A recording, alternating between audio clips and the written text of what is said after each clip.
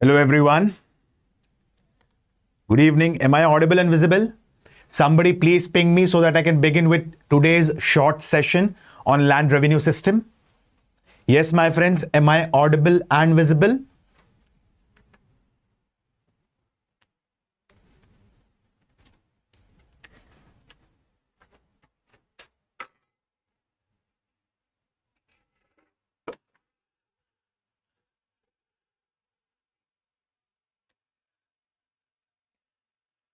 Yes, thanks a lot, Ria.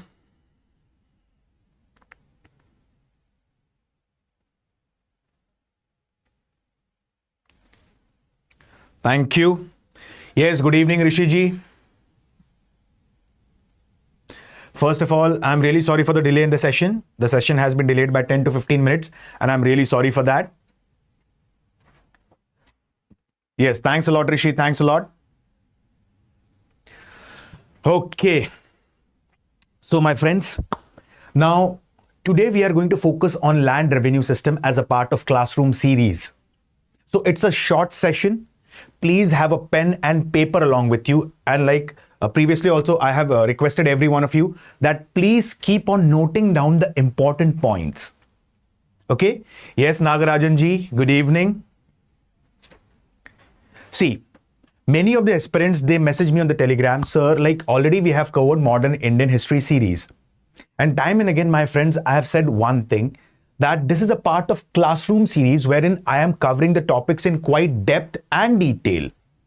Okay, like if you watch the previous lectures, Battle of Buxar, Battle of Plassey, Anglo-Carnatic Wars, your land revenue system, important charter acts. So here I am going in a gradual, step-by-step manner, like how I go in the paid classes. Okay, so majorly this is 20 to 30% of what I go into the paid classes. So it's a request, please have a pen and paper along with you so that you can note down the important points.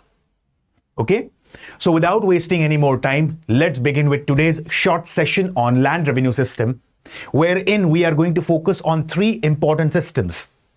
That is Zamindari system, also referred as permanent settlement. Then we will focus on Rayatwari system, that has its root or genesis precisely in the reforms of Sher Shah Suri and Akbar. And finally comes Mahelwari system, which was being implemented by the first Governor General of India, Lord William Bentinck. Clear? So now let's begin with Zamindari system, and I'll tell you about one more important thing, that if Zamindari system had its pros and cons, in majority of the cases, the peasants were being heavily exploited. Okay, and here I'm also going to give you the example of the trade war, the opium trade war, that actually led to the exploitation of peasants. Okay, now pay attention carefully. We had seen Battle of Plassey, which took place in 1757. And 7 to 8 years later, there was another important battle that was being fought, which is referred as Battle of Buxar, approximately around 1764. And after Battle of Buxar, it is said that Shah Alam II, he became the Mughal emperor. Correct? Robert Clive recognized him as the Mughal emperor, and Shuja ud-Dawla was being recognized as the Nawab of Awadh. So what happened? We had discussed previously that English East India Company gave 26 lakh rupees to Shah Alam II, the Mughal emperor. But one important point that we need to remember here, my friends, is English East India Company is not going to do anything free of cost. They have some or the other intention that is going on in their mind. So when they gave 26 lakh rupees to Shah Alam II, there was something going in their mind. And what was that? They wanted Shah Alam II to grant English East India Company the Diwani rights of Bengal, Bihar and Odisha. And after 1770, specifically 1765, it is said that the Diwani rights of Bengal, Bihar and Odisha were given to English East India Company. Now comes Regulating Act 1773. Try and understand things in a gradual, step-by-step manner.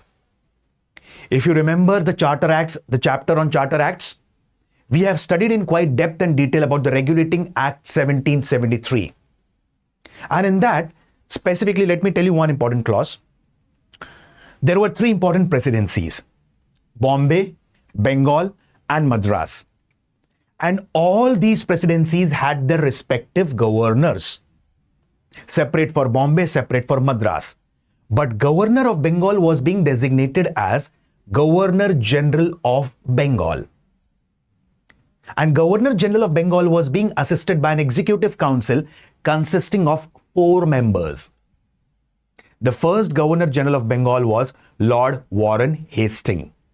And there were various other members as a part of his executive council, such as Richard Barewell, George Monsoon, Philip Francis, and so on. Now what happened? As soon as Warren Hastings, he became the Governor General of Bengal, he experimented with one system, and that system is specifically called as quennial settlement. Now what is quennial settlement? Let's understand about this. Quennial settlement basically means here the land revenue would be fixed for the next 5 years. Okay, just try and understand. I'll give you a very small example. Okay, like suppose there is a village, and in that village there are 5 zamindars. There is a village, and in that village there are 100 farmers, there are 100 peasants. Among them there are 5 zamindars. So who should be given the authority to collect the revenue from the peasants? Simple words, the highest bidder would be given the authority to collect the taxes from the entire village, specifically from individual peasants in that village. Okay? And this is nothing but quennial settlement. The highest bidder was given the authority to collect the revenue for the next 5 years. And this settlement that Warren Hastings came up with is referred as quennial settlement. And that can be considered as one of the disastrous failure during the time of Warren Hastings. Warren Hastings was charged on different aspects of corruption. And after Warren Hastings comes another Governor General whose name was Lord Cornwallis. Lord Cornwallis, he is also referred as a blue-blooded aristocrat. Why? Because he came from a noble family, he came from a royal family. So this person is known for one system which is called as Zamindari system or permanent settlement. Now what is Zamindari system or permanent settlement all about? Let's understand about this. As discussed, the quennial settlement that was brought by Warren Hastings was a disastrous failure.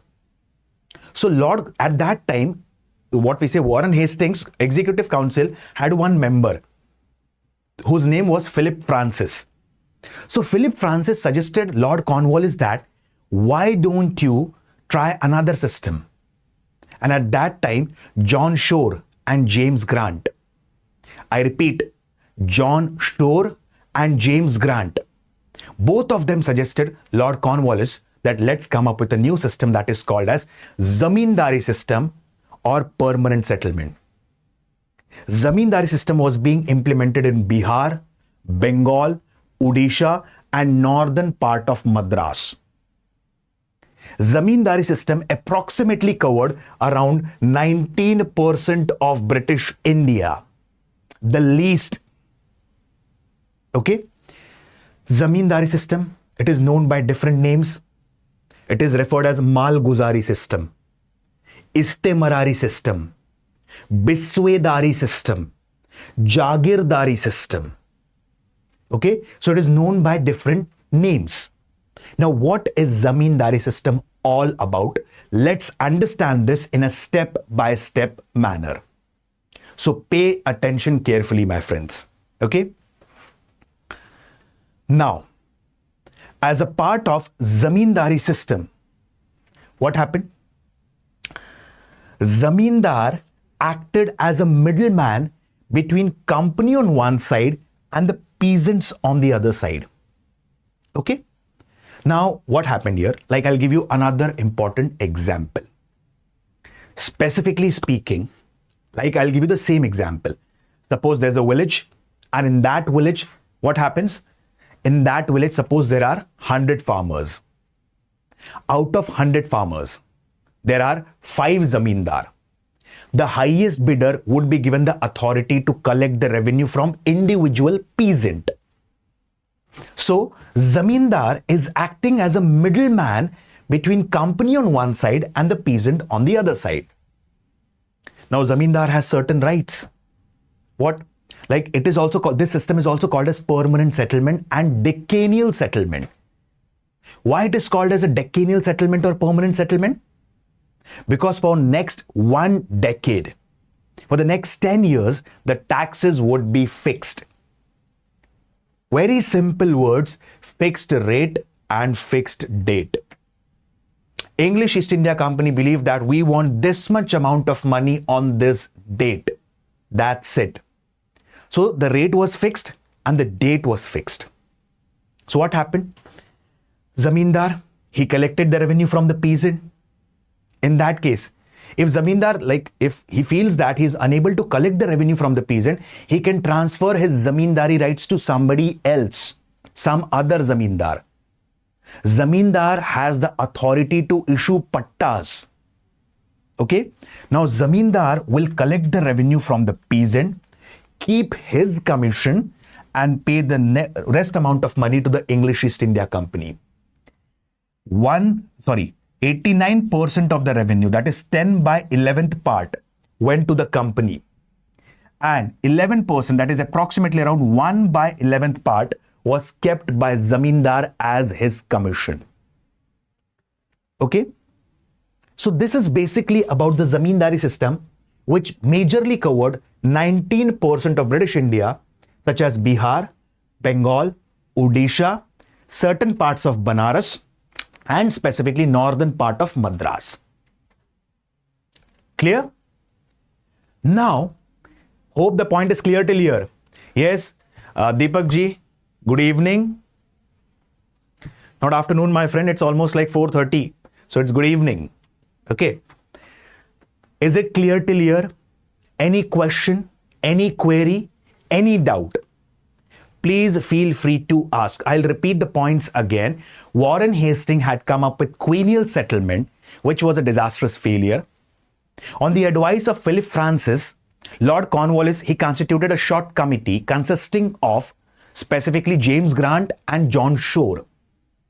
They suggested him to come up with a new system and he came up with Zamindari system, also referred as permanent settlement, Malguzari, Biswedari, Jagirdari or Istemarari system.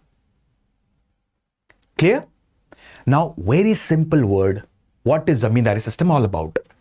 Zamindar acted as a middleman between company on one side and the peasant on the other. Zamindar collected the revenue from the peasant, kept his commission and paid rest of the money to the company. Okay? Approximately 1 by 11th was kept by Zamindar as his commission and 10 by 11th was given to the company, approximately around 89%. This system is also called as permanent settlement or decennial settlement because for the next 10 years, the taxes were being fixed. Hope the point is clear till here? Apart from this, now let's understand about the pros and cons of this Zamindari system. Okay.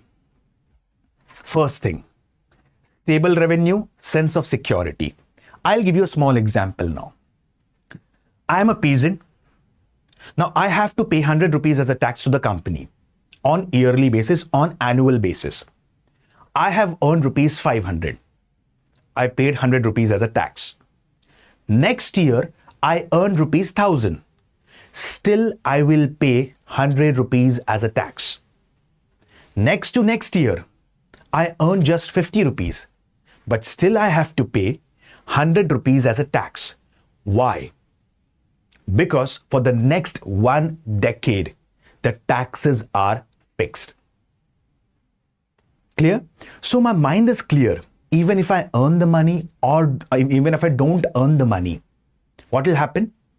Specifically, I have to pay that much amount of tax. So it's a kind of sense of security. Secondly, stable revenue for all of them.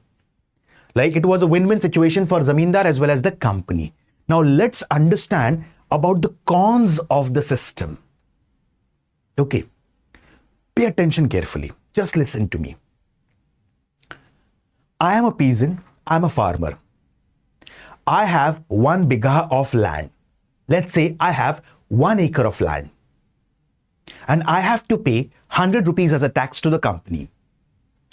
Similarly, in my neighborhood, there's a farmer who has 1 acre of land. He also needs to pay 100 rupees to the company. Now, on 1 acre of land, on 1 acre of my land specifically, I cultivate 8 quintals of rice.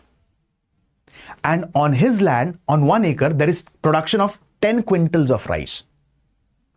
So logically speaking, he should pay more taxes in comparison to me.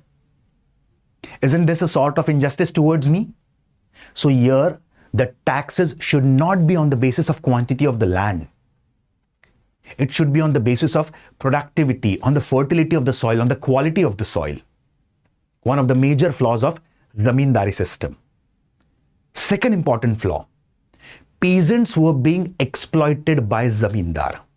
Why? As I've told you, Zamindar acted as a middleman.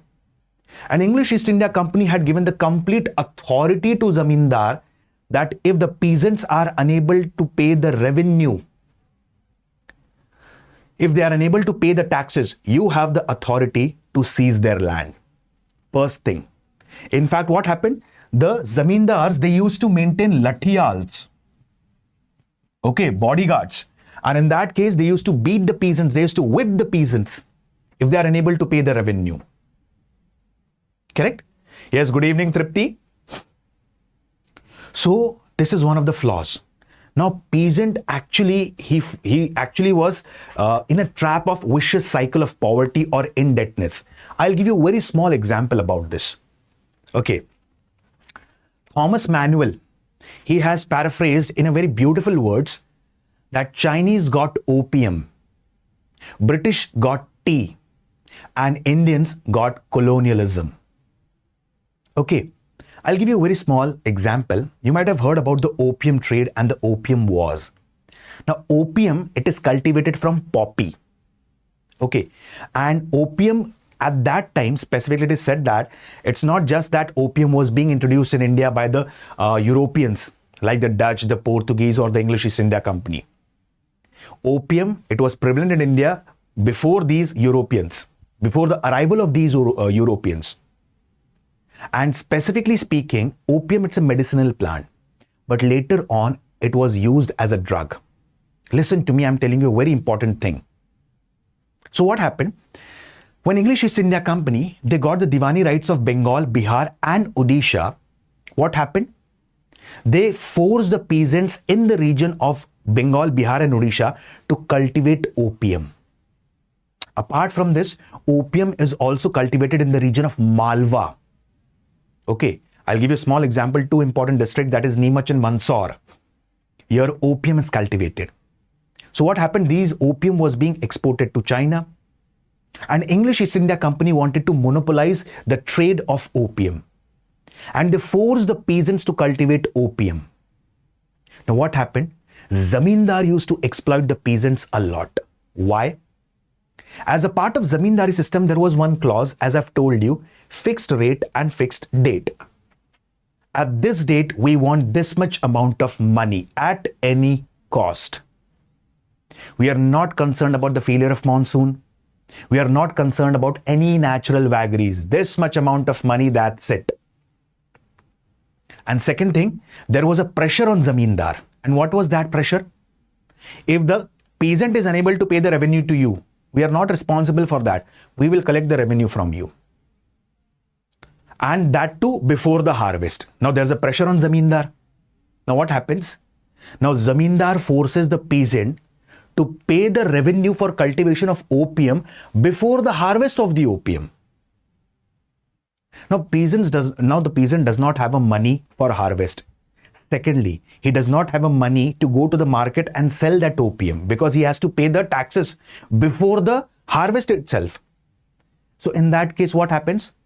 Peasant goes to the money lender. He takes money on interest from the money lender. And when he takes the money on interest from the money lenders, What happened? Every one of us know about this.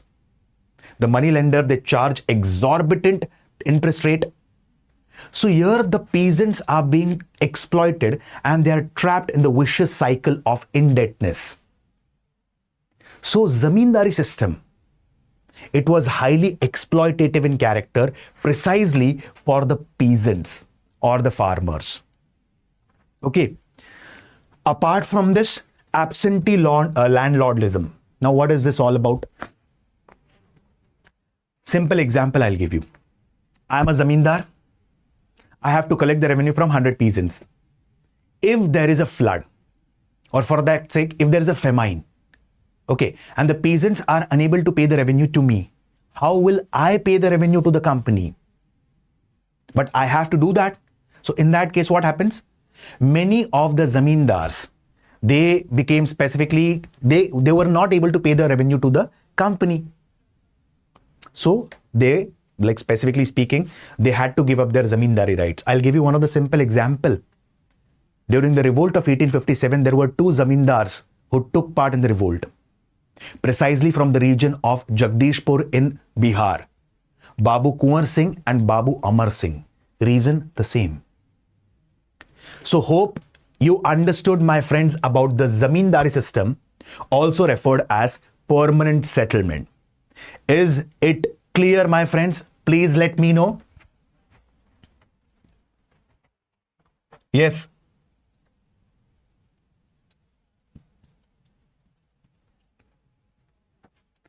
Answer in the comment section. If you have any doubt, please feel free to ask.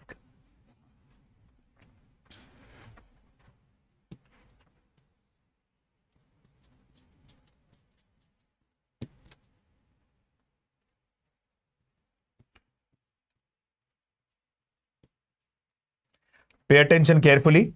Now we are going to throw light on Rayatwari system.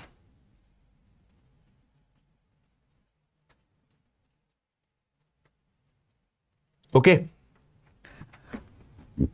I'll also give you an example of Deccan uprising that took place in 1875.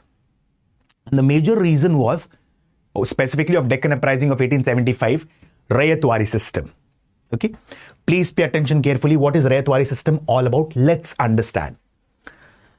Specifically speaking, Rayatwari system was being implemented during the time of Lord Hastings. My friends, please, throw light on my words. It is Lord Hastings, not Lord Warren Hastings.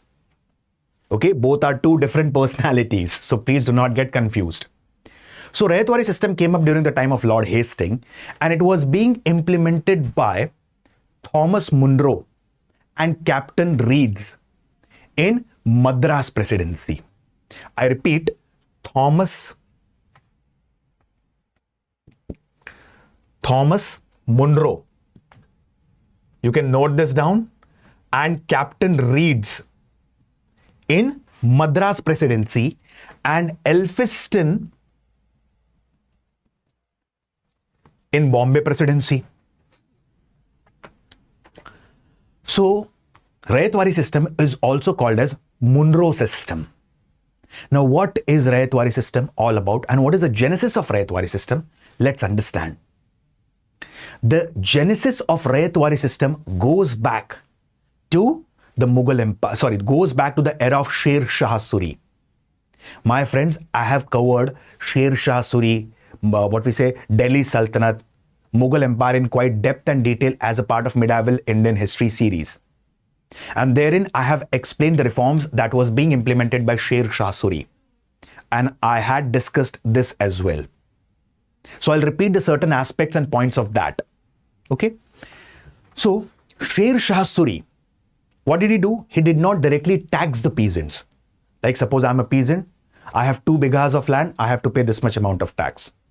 He has 5 bighas of land, he has to pay this much amount of tax. No. The taxes was on the basis of quality of the soil. The peasant who has a very fertile land, he had to pay higher taxes. The peasant who had average land, he had to pay a bit less tax in comparison to the fertile land. And the peasants whose land is quite barren, infertile, he had to pay very minimum taxes. And same reforms of Sher Shah Suri was being adopted by the Mughal Emperor Akbar. And Akbar had categorized land into 4 categories: Polaj, Parauti, Chachar, and Banjar. Now, what is Polaj? Highly fertile land. And the production is throughout the year. Okay? Throughout the year, there is production. Parauti. Production is once in a year. Chachar. Production is once within 2 years. And Banjar. There would be production or there won't be any production. Okay? So the land was categorized into 4 categories during the time of Akbar: Polaj, Parauti, Chachar, and Banjar. Same thing was being adopted by the Britishers in the form of Rayatwari system. Now, what did we see in Zamindari system? In Zamindari system, Zamindar acted as a middleman between company and the peasant. Here, there was no role of Zamindar. But there was dual exploitation of the peasant. How? Let's analyze. There was no role of Zamindar. Okay. Now, let's analyze this. I'll give you a very small example for easier understanding of the concept. English East India Company now directly collected the revenue from the peasants. Okay. Now, you might feel that there is no role of Zamindar. The exploitation of the peasants would be minimum in comparison to the Zamindari system or permanent settlement. But this is not the fact. How? Although English East India Company categorized the land on the basis of quality of the soil, what happened? The taxes were very high. They were exorbitant. Can you imagine? The fertile land or the irrigated land had to pay 60 to 66% as a tax. And this was minimum as per Britishers. The average land the peasants had to pay 50 to 55% as a tax. And the barren or infertile land, they had to pay approximately 40 to 45% as a tax. Can you imagine? This is less as per Britishers. Okay? So, as per Rayatwari system, the land was being categorized into 3 categories: good, average, and bad. And accordingly, they were being taxed. The fertile land or the good land, they had to pay 60 to 66% as a tax. The average land, they had to pay approximately 50 to 55% as a tax. And the barren or non-irrigated land, they had a taxes approximately around 40 to 45%. Clear? Now, let's understand how the peasants were dually exploited. Suppose I am a peasant. Again, the peasant is getting he's fallen into the trap of vicious cycle of indebtedness. How? I am a peasant. I have a fertile land. I have to pay 66% as a tax. Okay? Suppose I am unable to pay that tax, unfortunately. Now, what will Britishers do? Britishers will seize my land. And being a farmer, land is the only asset that I have. So what will I do? I will go to the money lender and take money on interest. And the money lender will charge very high interest rate. Very high and exorbitant interest rate. Correct? So what happens? If I am unable to pay the principal amount and the interest rate to money lender, what will happen? Money lender will seize my land. So in such a case, I am dually exploited. If I am unable to pay the revenue to the company, company will seize my land. If I am unable to pay the principal amount and the interest rate to the money lender, he will seize my land. So in such a case, I am dually exploited. And again, specifically the peasants and the farmers have fallen into the trap of vicious cycle of indebtedness. This is one of the major flaws of Rayatwari system. Another important flaw of Rayatwari system was what? Another important flaw. Suppose my land is fertile and I expect that I have 2 acres of land, and on 2 acres of land, I am expecting 10 quintals of wheat. But suppose there is no production of 10 quintals of wheat, there is only 7 quintals of wheat production, but still I have to pay that much amount of tax. So here the taxes should not be on the basis of quality, it should be on the basis of actual production. Isn't that so? So these are the major flaws of Rayatwari system. Now I'll give you a small example about this. Yesterday itself I have given you the same example. My friends, now the classes would be approximately around 4 o'clock. If there is a change in the timing of the classes, I will let you know. Okay. So classes would be live approximately around 4 p.m. New topics on daily basis in quite depth and detail. Like tomorrow I'm going to start with Warren Hastings and discuss about him in quite depth and detail. Okay. So let me give an example of Deccan Uprising of 1875. What had happened in Deccan Uprising 1875? Like precisely speaking, there is a village called as Supa, located in Pune. Now, the villagers, like specifically the peasants, they got a bit of violent. Why? Specifically, money lenders used to charge exorbitant revenue, exorbitant interest rate from the peasants. And the peasants, they burned the houses of Zamindar. They burned the bonds and decrees. And the movement spread to different districts of Maharashtra, specifically Deccan, Pune, Satara, Ahmednagar, Nasik, and so on. Deccan Uprising was so violent that it is believed that army help was being sought by the English East India Company. Not by the English East India Company, by the Britishers. Because after 1858, there was rule of company was being ended. And one of the major reasons for Deccan Uprising was what? Fall in cotton prices in USA. Now, decline in demand of cotton textile in USA, how did it impacted the peasants of Deccan? We will understand that in quite depth and detail when we'll study the peasant movements. My friends, hope you understood the Rayatwari system. Clear? Any question, any query, any kind of doubt, please feel free to ask. Yes?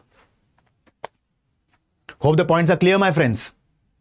Okay, because in the end, today I'll be going for a question and answer round and I'll be asking you few questions. Okay, few questions, and not only the questions from this section, I'll be asking you the questions from precisely what we have discussed previously as well.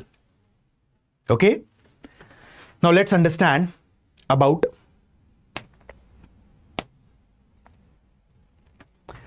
another important system, Mahelwari system.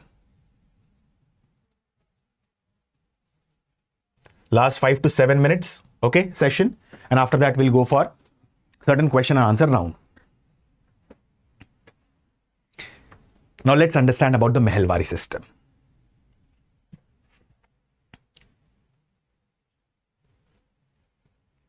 One more important fact to be noted down. Rayatwari system covered the maximum part of British India. It covered 51% of British India. I repeat, Zamindari system covered the least part of British India. It covered 19%, 19%.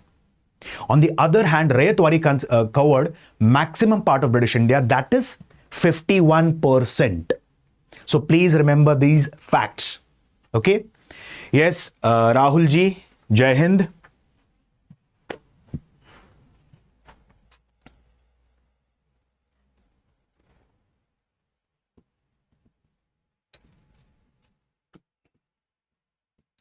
Now let's understand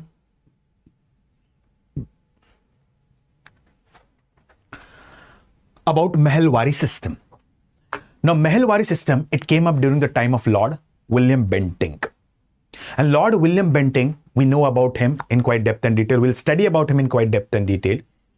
Lord William Bentinck, he was the first Governor General of India. As soon as the name Bentinck strikes, 2 to 3 things immediately strikes our brain. And what's that? Abolition of sati took place during his time. Secondly, as soon as the name William Bentinck comes, the second important system that comes to our mind is Thuggi and Dakaiti Department that was being started by William Bentinck to curb the thugs and dacoits in the region of northern or northwestern part. Okay, William Bentinck, as soon as the name comes, what happens here? We remember the Indus Navigation Treaty. So that there are many things dedicated to Lord William Bentinck. And the most important one, Lord William Bentinck had laid down Indianization of public services. Initially, Indians were not allowed in civil services because Cornwallis had laid down westernization of public service. But Indianization of public services was being laid down by Lord William Bentinck. So Mahelwari system was being implemented by Lord William Bentinck, okay, or it came up during the time of Lord William Bentinck, and it was being implemented by R.M. Bird. And secondly, Holt Mackenzie. So they specifically implemented Mahelwari system. Now Mahelwari system, it is also referred as modified Zamindari and also called as mixture of Zamindari and Rayatwari. Why? Let's understand about this. Suppose this is a village, and in this village there are 100 peasants, there are 100 farmers. Now there is no equal distribution of the land. This is farmer number 1, 2, 3, 4, and so on. Suppose he has 5 acres of land, he has 2 acres of land, he has 7 acres of land, he has 1 acre of land, and so on. And the production is different, fertility is different. So what will happen in that case? As a part of Mahelwari system, English East India Company is not going to collect the revenue from individual peasants. First thing, okay, what will English East India Company now do? English East India Company will now collect the taxes from entire village, and this is referred as Mahel, 1 unit. So the company now would be collecting the taxes from the entire village, not from individual peasant. Okay. So now how will the taxes be decided? Suppose this is a peasant, he has 5 acres of land and his land is average. So he has to pay average tax. He is a peasant who has 2 acres of land and his land is fertile. He has to pay a bit higher taxes. He is a peasant, he has 7 acres of land, but that is not that fertile, so he has to pay a bit less taxes. So the taxes would be collected from the peasants on the basis of quality of the soil, okay? And it wouldn't be collected from the individual peasant, but it would be collected from the entire village. So if English East India Company is not collecting the taxes, who will collect the tax? The village headman. And the village headman was referred as Lambardar or Talukdar.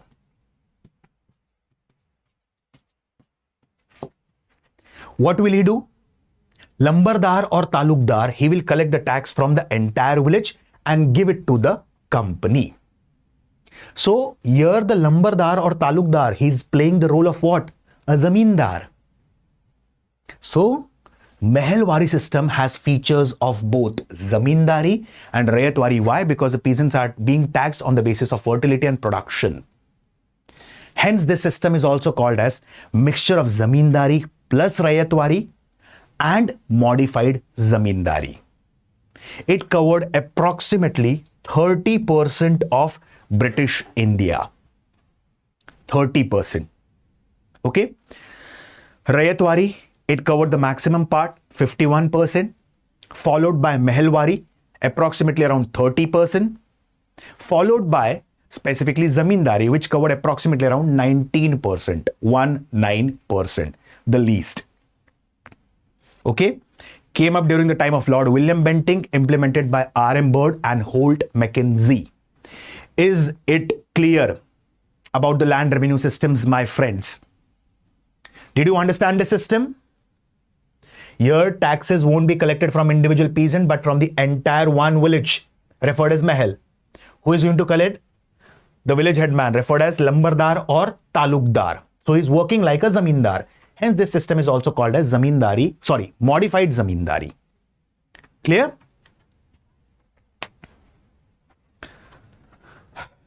Okay. My friends, October batch, resolution batch, precisely it is starting today. That is on 8th of October 2025. Okay, so this is a batch for 2027. Those aspirants, those who are aspiring for 2027. One of the specific feature of the batches, there are separate batches for Hindi, English, that is bilingual, English plus Hindi, and English. So, precisely speaking, all the subjects would be taught to you completely in English language. History, geography, polity, economy, science and tech, current affairs, everything. Okay, that will help out the aspirants precisely from southern part of India and northeastern part of India. Why? Core language is English here. And the fees is also at a very minimal rate, 2999. Okay. So in that case, visit the website of StudyIQ IAS. Therein, you can get to know about the courses in quite depth and detail. Live and recorded classes, proper material at your doorstep, classes completely in English language, experts for every subject, proper mentorship as a part of the course, and that too at a very affordable price of 2999. So in such a case, to avail the benefits of these batches, use the code that is flashing on your screen, Alok Live. I repeat the code, Alok Live. Okay, my friends, tomorrow I'm going to come up with a new session on Warren Hastings. The session would be again at 4 p.m. tomorrow. So please don't miss the session. Session again would be important one, not much lengthier. Session again would be 25 to 30 minute session, but therein I'm going to discuss about the administrative reforms that was being brought by Warren Hastings. The love story of Warren Hastings that brought water hyacinth crop to India, also referred as Terror of Bengal. Why did Warren Hastings fled from the region of Varanasi? Secondly, why was Warren Hastings being impeached? The serious charges of corruption against Warren Hastings. So tomorrow's session, we are going to discuss about the first Governor General of Bengal, Lord Warren Hastings. Clear, my friends? So please do not forget to use the code Alok Live that is flashing on your screen. With this, I'll stop my words for the day. See you guys tomorrow. Thank you and have a wonderful day. Bye-bye.